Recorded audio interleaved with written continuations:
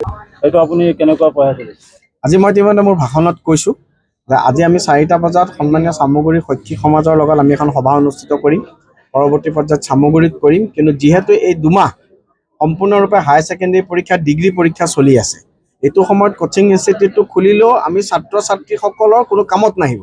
কাৰণ ছাত্ৰ ছাত্ৰীসকলে পৰীক্ষাৰ কাৰণে প্ৰিপেৰেশ্যন কৰিব নোৱাৰে, কোচিং ল'ব আহিব।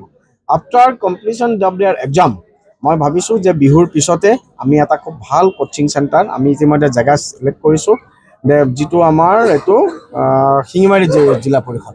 শিঙিমাৰী জিলা পৰিষদৰ অন্তৰ্গত কাৱৈমাৰীত আমি প্ৰথমতে এটা কোচিং ইনষ্টিটিউট আৰম্ভ কৰিম। পৰৱৰ্তী পৰ্যায়ত মাননীয় বিধায়ক জিতু গোস্বামী ডাঙৰীয়াৰ সৈতে কথা পাতিছোঁ, চামগুৰিত এটা আৰম্ভ কৰিম।